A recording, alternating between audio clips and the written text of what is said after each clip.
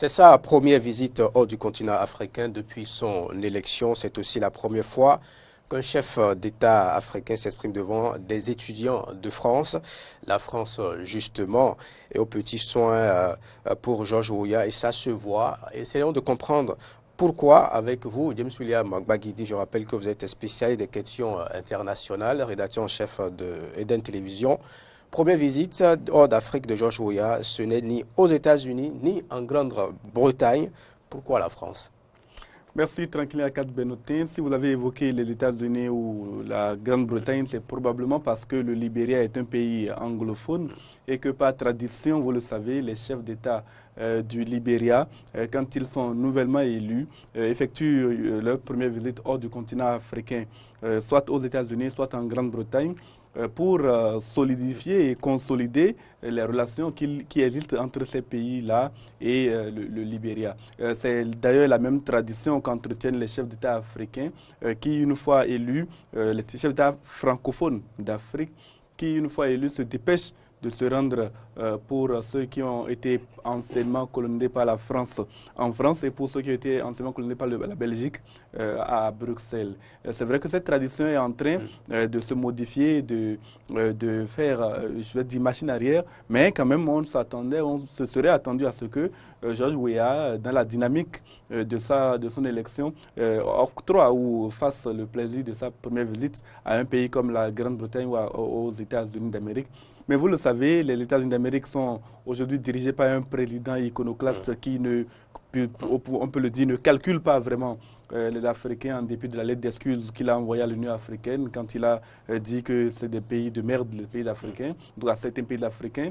Et puis la Grande-Bretagne est empêtrée dans sa crise de sortie de l'Union européenne, donc le Brexit qui n'en finit plus d'être mis en œuvre. Donc ces deux pays n'ont pas vraiment une oreille attentive pour écouter Georges Weah. Mais en même temps, Georges Weah aurait pu choisir d'autres pays, mais il a choisi la France parce qu'il semble qu'il y a une communauté de vues entre lui et le président français Emmanuel Macron. Et d'ailleurs, à l'occasion de ces échanges qu'il a eu avec des étudiants français, parmi lesquels beaucoup d'étudiants d'origine africaine, il faut le signaler. Certains lui ont même dit qu'on le surnommerait le Macron africain, et ce qui n'a pas manqué de faire plaisir à Georges Oppong Weah. Et donc, on peut comprendre ainsi que le choix de porter sur la France procède de ce fait-là.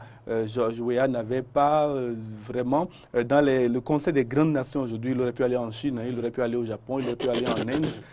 Mais le choix qu'il a porté sur la France procède donc autant de points de vue convergents entre lui et le président Emmanuel Macron sur plusieurs sujets. Et comment expliquer l'organisation d'une séance d'échange entre le président libérien Georges Weah et les étudiants français?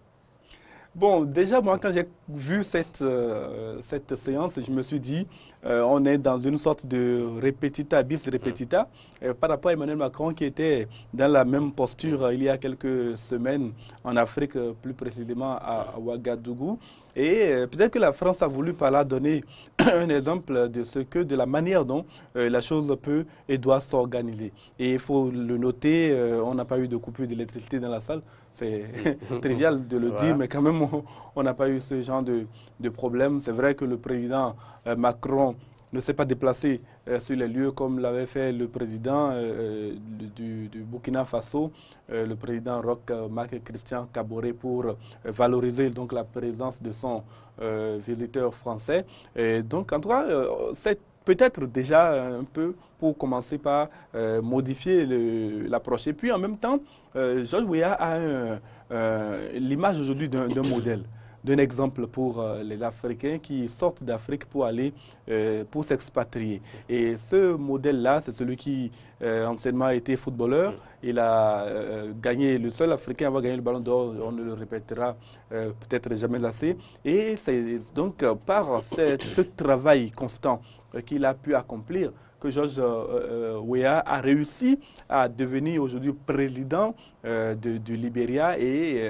apparaît comme un modèle de réussite pour le pays de Libéria, pour les jeunes en général.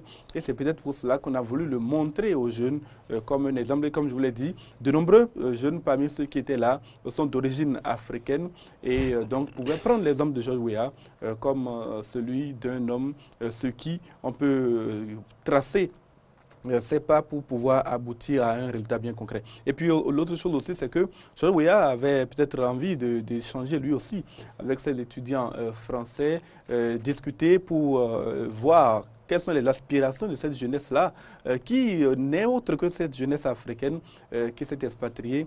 C'est vrai que les problèmes, les points de vue ne sont forcément plus les mêmes. D'ailleurs, les questions qui lui ont été posées n'auraient certainement pas été les mêmes si George Weah organise une séance de cette nature-là dans une université du Libéria, de Monrovia. Et donc, quand même, on a pu voir à travers cet exercice que le président libérien a une bonne maîtrise de l'expression en public. Et le président libérien donne priorité à l'éducation, a-t-il dit. Que peut apporter dans ce domaine un pays comme la France, dont la langue officielle est différente de celle du Libéria? C'est vrai que la France n'est pas un pays anglophone et forcément la France promeut d'abord avant tout la francophonie. Mais dans un rapport comme celui-là, dans la volonté de collaborer, je ne suis pas persuadé que la différence de langue soit un obstacle. Bien au contraire, les Libériens ont peut-être besoin de doubler le nombre de langues parler dans le pays pour également s'ouvrir de nouveaux horizons. Et donc avec la France, c'est un apport supplémentaire qui peut être utile à certains égards. On peut également noter que la France a des moyens qu'elle peut mettre à la disposition. Le président libérien, George Weah, n'a pas manqué de dire clairement qu'il a envie que la France investisse autant au Libéria qu'elle le fait en Guinée ou en Côte d'Ivoire. Et donc, en comparaison de ce que la France fait dans ces pays-là, il estime que la France investit peu au Libéria. Vous savez, le Libéria était, je dirais même jusqu'à une époque récente, comme une véritable chasse gardée des États-Unis d'Amérique, nation qui a créé, qui a fondé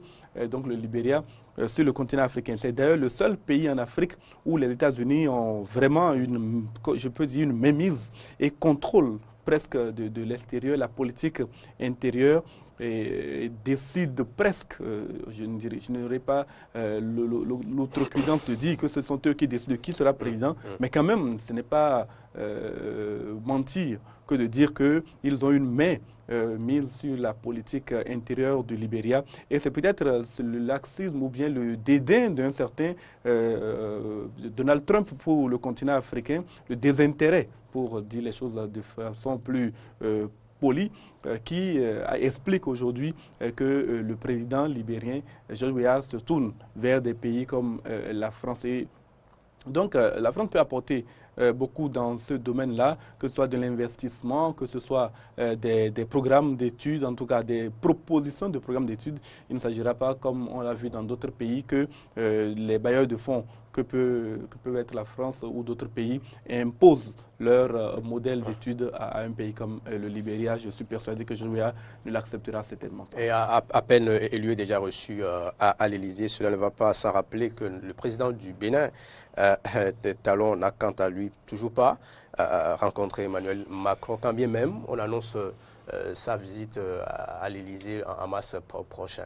Oui, une visite de travail qui n'est pas une visite ordinaire. C'est même déjà de niveau supérieur au type de visite qu'effectue aujourd'hui le président libérien sur place. Il ne faut pas non plus oublier que le président béninois aurait déjà pu être reçu par le président Emmanuel Macron. Il y a eu plusieurs rendez-vous manqués. Il y a eu son état de santé, la dégradation de son état de santé qui a, on s'en souvient, les Béninois ont un peu la mémoire courte. Il faut le rappeler. Le président de la République aurait pu déjà rencontrer le président Emmanuel Macron dans une visite officielle s'il n'y avait pas eu plusieurs de ces impondérables. Et puis, les deux hommes ont déjà discuté à plusieurs reprises.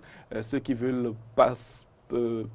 faire passer l'idée que les relations sont mauvaises entre le président de la République du Bénin et le président Emmanuel Macron. Je pense que de ce point de vue-là, il se trompe. En tout cas, personnellement, moi j'ai rencontré le ministre des Affaires étrangères, j'ai eu à échanger avec lui de façon sincère, hors caméra, hors micro, sur les motivations, les tenants aboutissants de cette de tout ce temps que nous mettons à réussir à organiser une rencontre entre le président Macron et le président Talon. Je pense que les explications qui ont été données étaient très largement convaincantes. Et de ce point de vue, on a vu la qualité de la visite qui est programmée désormais. Une visite de travail, ce n'est quand même pas une visite ordinaire. Merci à vous, James William Baguidi, Georges Weah à Paris. Les grands enjeux d'une visite inaccoutumée, c'est le thème que vous abordiez dans la rubrique Les clés du monde.